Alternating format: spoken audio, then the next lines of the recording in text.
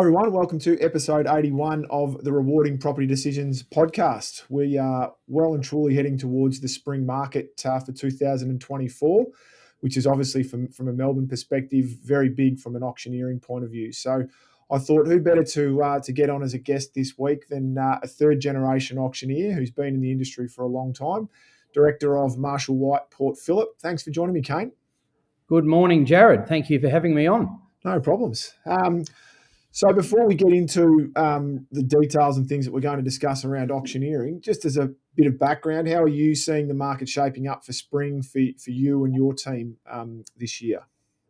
Yeah, good question. It probably feels at the moment we're only a week or two after the main winter break, of course, here in Melbourne, and it feels slightly slower off the mark than what we would ideally like. There's definitely listings coming up, but I don't think they're not in abundance. So it could be an interesting end to the year. I don't think there's going to be a massive amount on offer, and the quality may not be as good as we're all hoping for.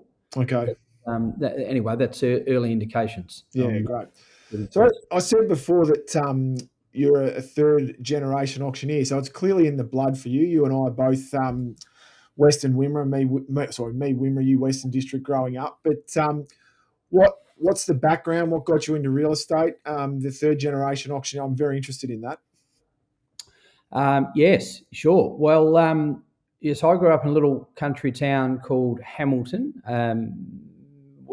Western Victoria, and my father and grandfather were stock and station agents. So weekly, 2 or 3 times a week, they were both in the cattle yards, selling sheep and cattle.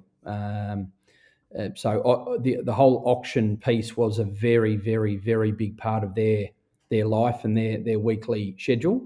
So for me, growing up on school holidays, coming back from boarding school, etc., a lot of those hours were spent at very, very early morning, penning up cattle and standing beside Dad, auctioning them off to the supermarket type buyers. So it's very much in the blood. And then I would admit, when I was at school, I didn't really know what it was that I wanted to do. I did get into property at RMIT, so I studied there for a little while. And the probably the quick summary is that sadly my father passed on very young, so I think I was in that same first year of uni. And the moment that my father left the earth, I was really keen to embrace being an auctioneer. Like it was almost a light bulb moment. Yeah. And I pretty well quit uni and got into residential real estate within 6 months, and here we are about 25 years later. I haven't looked back. Yeah, exactly. It's interesting you say that. I'll go into it in a bit, but it's quite different, the stock and station auctioneering with the cattle and things compared to what you would do on a Saturday.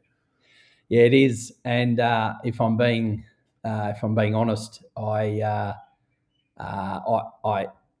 think I almost prefer the country country style or the country banter. I mean, I internally refer to those people or the stock auctioneers as real auctioneers, as opposed to us city slickers who generally think that we're auctioneers. But I think the real boys are out of town.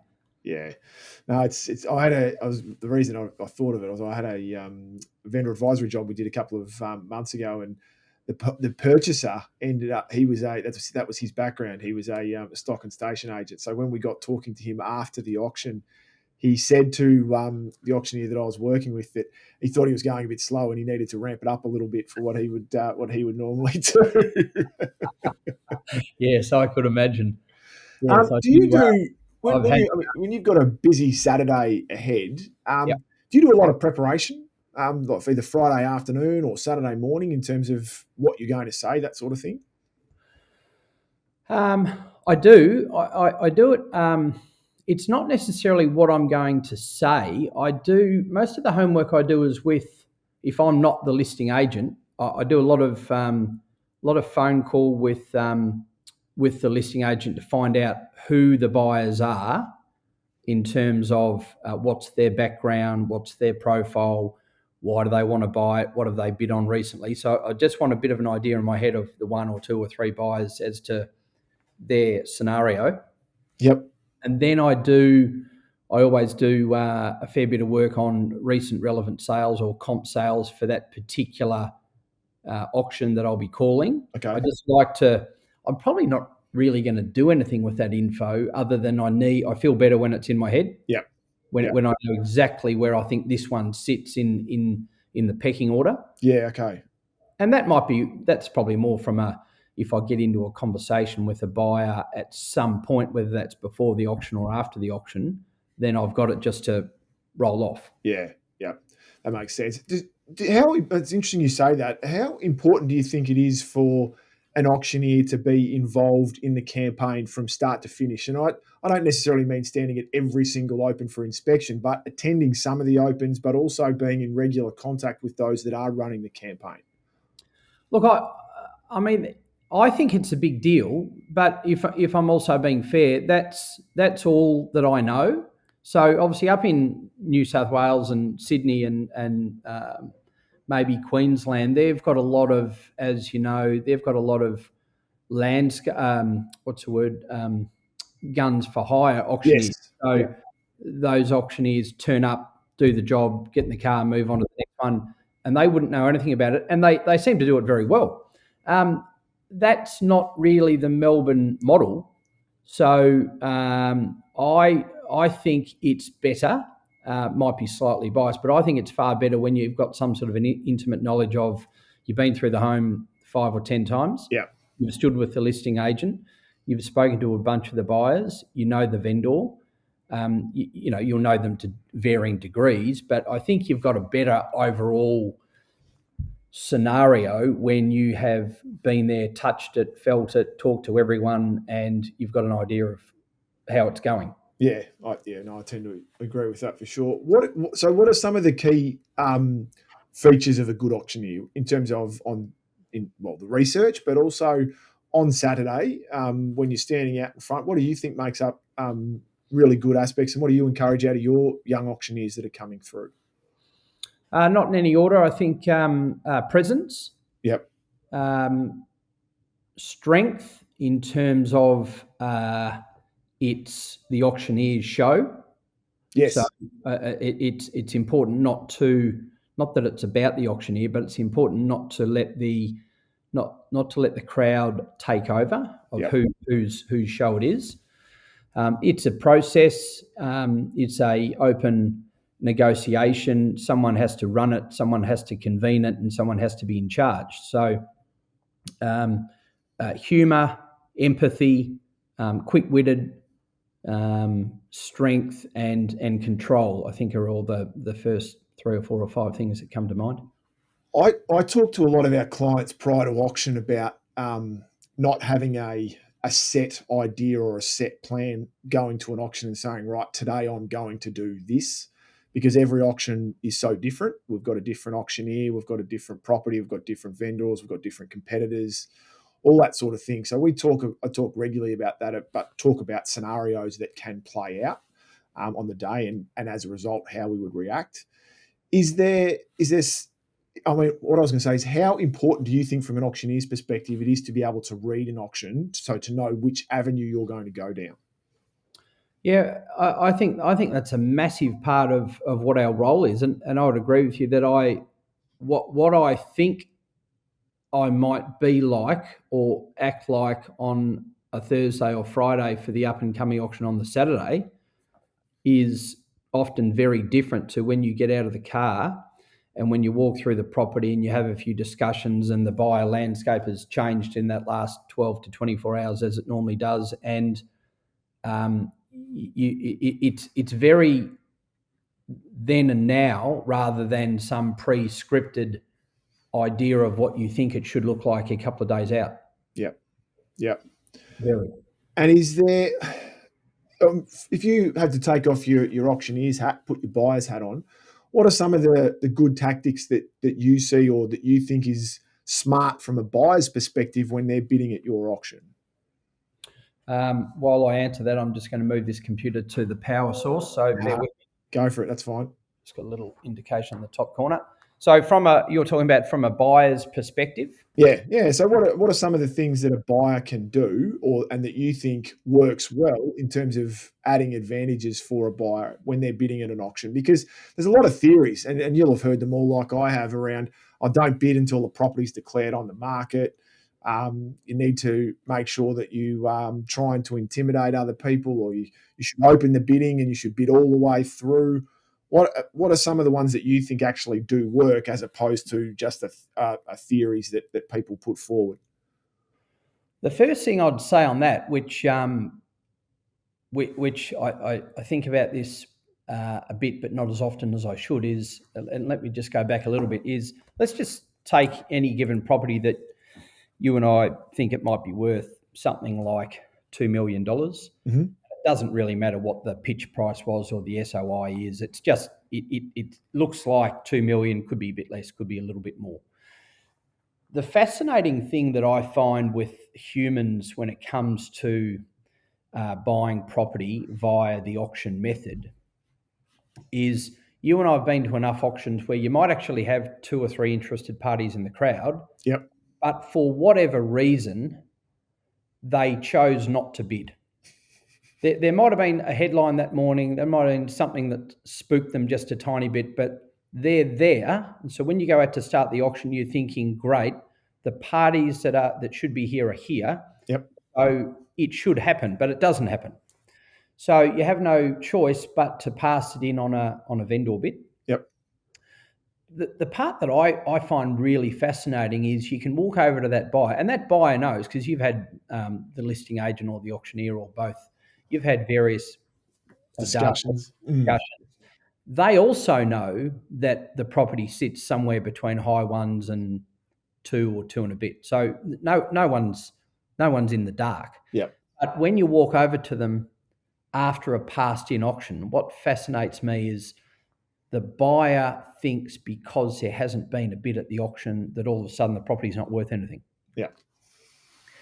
And the power for a moment obviously shifts to, or they think it does, but they also think that because there wasn't a bid, that the vendor will all of a sudden take substantially less than what they might have 5 or 10 minutes earlier. But they actually can't get that through their minds, and they think that they should be able to buy it at 1.6 or 1.7 because no one bid at the auction. Yeah.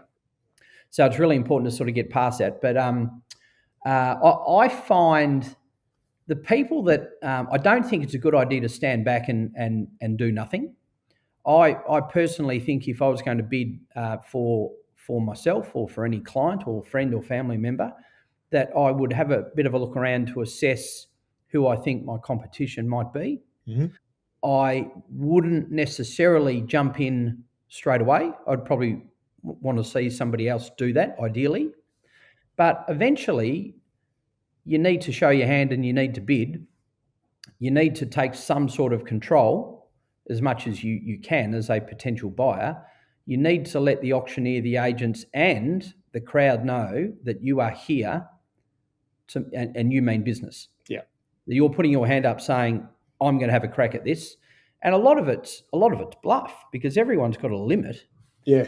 If the impression that you give by where you're standing or how you're acting or how quickly you're bidding does a little bit of intimidation factor to the other interested parties because you're bidding nice and quickly and aggressively, that's half the battle. Yeah, correct. No, I think that's pretty similar. I mean, I think that's with the confidence side of things, I think is a big part. And it's probably similar from an auctioneer's perspective. It's to demonstrate authority and confidence without being overbearing. Really important. What's your philosophy around halftime breaks, vendor bids, that sort of thing? Some auctioneers it's a golden rule that they'll always have a halftime break no matter how well the auction's been travelling. Others refuse to. If there's an opening bid, they just won't put a vendor bid in. They're more than happy to deal, even if it is slightly below what they were thinking. Do you have set plans in place around those sorts of things? Yes. Again, you need to be nimble and you need to be able to pivot on the spot pretty quickly. But what I think I've ascertained over the years is, let me go back a little bit. Years ago, I went up to Sydney and I hung around with a few auctioneers and sat in their car and came with them on a whole lot of Saturdays just to learn. Yep. And these were the guns for hire, which they're literally, their first auction was at 9 o'clock, second one was at 9:45, and so they were on the 45-minute interval. So they don't have time for halftime breaks. Yeah. So they were very, very efficient, and that seemed to work there because their market is attuned to it. Yeah. However, I think it's, generally speaking, I think it's the opposite in Melbourne Metro, where and I'm not saying it's right, but I think that the average person who's going to go to an auction tomorrow thinks that there's probably going to be a halftime break. Yeah. Yep. And I think that for 20 or 30 years, people have told their friends that are going to go bid, someone that might think that they know a little about property, might be an ex-agent, might be an investor, they might just love the auction process. Might just be a standard Melburnian. Everyone seems to have an opinion on property. Bit of a sport, isn't it? That I think that the average person is saying to their friend, there's going to be a halftime break where the agent and the auctioneer is going to go inside and have a little chit chat with the vendor. And sometimes they say things like, you probably don't need to bid until halftime. Yep. Now, I'm not saying that that's right. I'm just saying that I think that that's in the mind of the majority of people that turn up to an auction in Melbourne. So I'm very conscious of the fact, Jarrod, that given that it is a big day for your client, for your selling client, that if that's what most of the people are probably thinking, then don't change up the process, because it's too big of a deal to get a little bit cute by changing the process when you think the buyers are thinking one way. So play to that way. Yeah, to make that, and it helps them feel comfortable and feels as though they know what they're doing. So if you take them out of their comfort zone and don't give them what they're expecting, then it may well change their approach to bidding as well. I remember coming back, this is some years ago, but coming back and probably tried it for 6 or 12 months, where I used to get up at the start of an auction and I'd say, ladies and gentlemen, I will not be having a halftime break. Non-referral, yep. Non-referral. And I would also say for a little while, don't be waiting for me to announce the property on the market. When we get to a figure, we're just going to basically knock it down. So that was what I was trying to do, was get people to get into the bidding earlier. Yep. And not muck around as much. And my experience was the market didn't like it. Yeah, okay. You were throwing them off. You were giving them another headache to think about, where already the buying process of going through, building inspections and deposits and lawyers and conveyances and dealing with agents, there was enough roadblocks that to throw them another one on the day of the auction, I didn't think seemed to be well accepted. So I dropped that. Yeah, okay. Over your extended career, who are some of the most entertaining, best quality auctioneers that you've seen?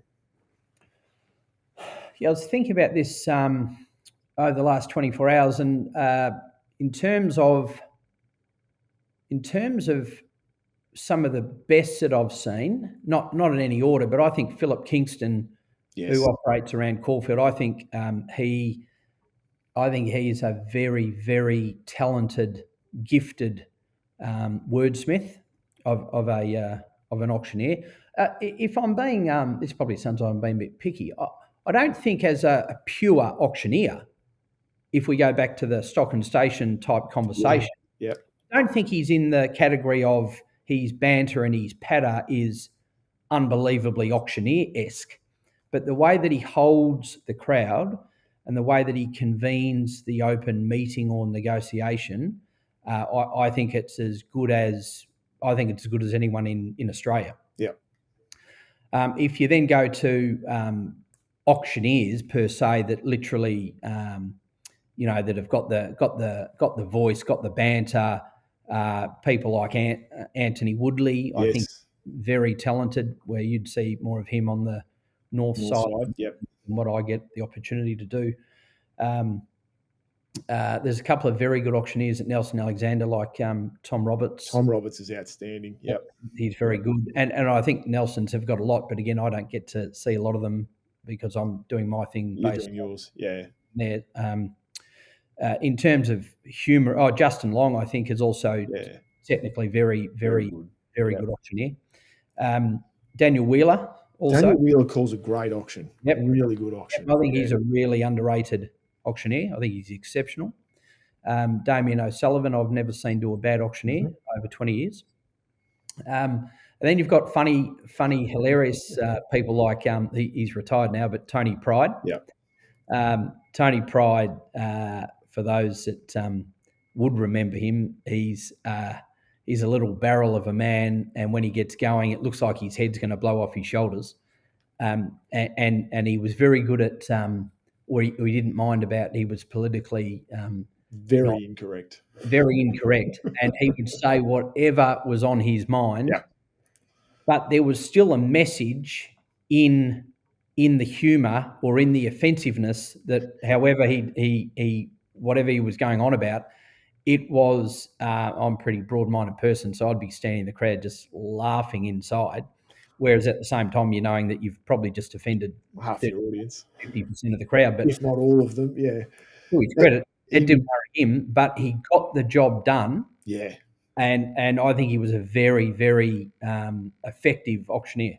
Very much street theatre with Tony. The other one, I think, who unfortunately has passed away but was very, very good, was Johnny Carter down that way too. Johnny was very, very good from an auctioneer. Yeah, well, and he would have learnt a lot of his techniques, I think, from Tony, because I think he had a crack there for a while. I think that's right, yeah. But he was very entertaining, John Carter, very entertaining. Yep.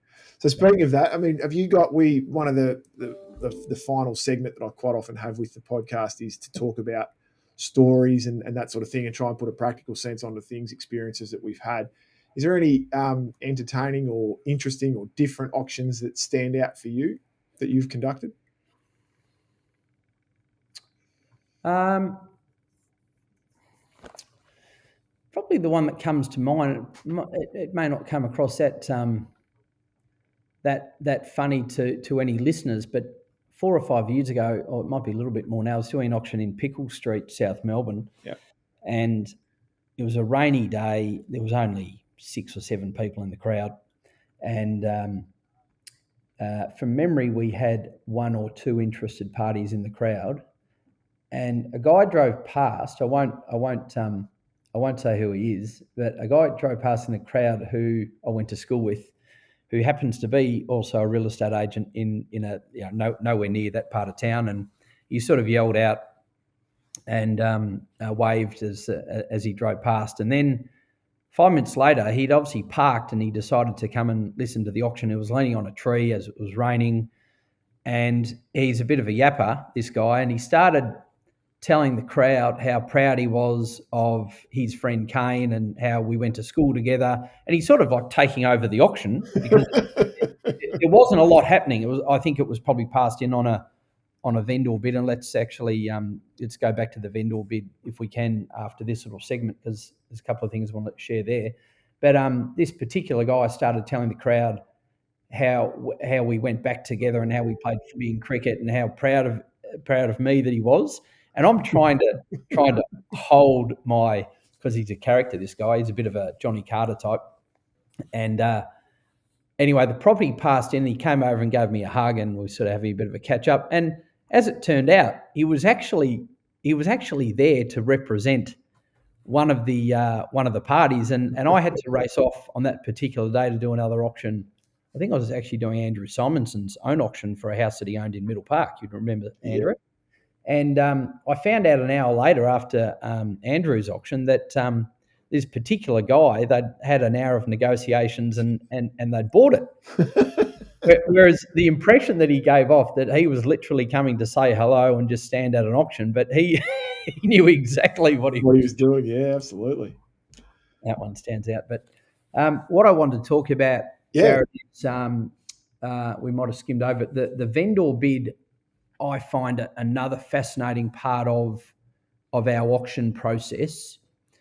And the reason I find it fascinating is if you think about the true definition and we could throw the word reserve price in there too, because I think the word vendor bid and the word reserve price, I think they're both very misunderstood terms in the auction process. And what I mean by that is,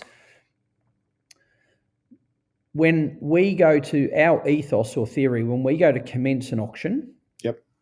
you always have to plan that nothing's going to happen. And if there is any bids or offers that come from the crowd, then obviously that's the name of the game and that's what you're hoping for, but it should be seen as almost a bonus. Yep. So if the template is that I'm going to go start this auction at 10 o'clock tomorrow, and I'm hoping that the parties are there and I'm hoping that they bid. If they don't, you can't do much about it. Yep. But so eventually, if you don't get a live bid, you're going to have to start it on a vendor bid.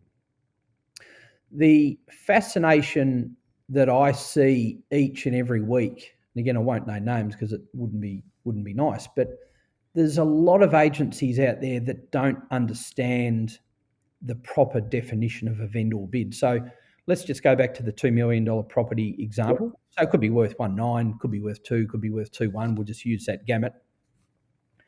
That there are too many agencies that wrongly start with the vendor bid at about 1.95. And so if you think about it, and there's a couple of buyers in the crowd, the buyers never want to start with their highest limit on what they're prepared to pay for a property. Yep. So you have to get them involved. And how do you get them involved? You have to offer the property at a price that it looks like great value. Otherwise, no one wants to start. Yep. So our ethos is that, and we use that same sort of 1.9 to 2 to 2.1 vicinity, that if no one wants to start it, ask for an opening start. Where do we go? Where do we start? What about 1.7, 1.75, say? No one starts, that's okay. Well, I'm going to open it on a vendor bid, and the term vendor bid means the vendor is very happy to keep the property at that price. Yeah. So kick it off at 1.7 or 1.75, and there will be buyers that know that they're happy to buy it at 1.8, 1.85, 1.9, probably 1.9, 10, 20, 30, 40, 50. And if pushed, they might go to 2 or 2.50. So give them a reason to get involved in the auction. Yeah. And you do that by making the barrier to entry nice and the high jump bar, if you like, not too high. So then they get into the auction. Yep. You may only have one bidder, and that's okay. Pass it into them at the one and only live bid. Finish off the negotiation or the discussion behind closed doors after the close of the auction. Yep. There are dozens of agencies that will start that same auction on a vendor bid of 1.95 because I think they don't back themselves or don't rate themselves as negotiators. Yep. It passes in on that vendor bid. Nothing happens. It sits on the market for weeks and weeks and weeks. And then it sells eventually, and it sells for 1.87. Yeah, below your vendor bid. So they've misused the term vendor bid because they've taken it at a level where the vendor probably would have sold. Yeah. And then embarrassingly, in my view, they've sold it for considerably less weeks down the track because I reckon they've actually damaged the sale. Yeah. Yep. Makes sense. So many times we would pass a property in on a vendor bid at, call it 1.75, and you might sell it a week or two later, but it sold for 1.97 or 2.50 million. And again, going back to that theory that people say, oh, well, nothing happened today, there were no bids, and all of a sudden they think, you beauty, I'm going to be able to buy it for 1.5. It's not the case. It's just not happening, yeah. It doesn't change the value. It just means that the auction didn't get the job done today. Yeah, correct. Fascinating. No, it's really good. It's given us a great insight. I really appreciate you joining us, Kaine. Thank you very much for helping us out. But we'll no doubt see you around the traps over the next few weeks anyway. Terrific. Enjoyed the chat. I hope there's a little bit of value that I've been able to add to your podcast, and good luck, and we'll see you out in the market. No worries. Thanks, everyone, for joining me for episode 81 of the Rewarding Property Decisions podcast. As always, we'd like to share the podcast far and wide. So if you've got anyone that's interested, family, friends, colleagues, please feel free to let them know about it. Otherwise, if you'd like further information, please visit our website, wakeland.com.au, or Kaine, do you want to just give us your Marshall White website address? Thank you. www.marshallwhite.com.au, and I'm based in the Port Phillip operation in a Bayside. If anyone needs to reach out and want to talk property anywhere throughout the city of Port Phillip. Very good. Thanks, everyone, and we will see you in a fortnight's time. Thanks, Jarrod.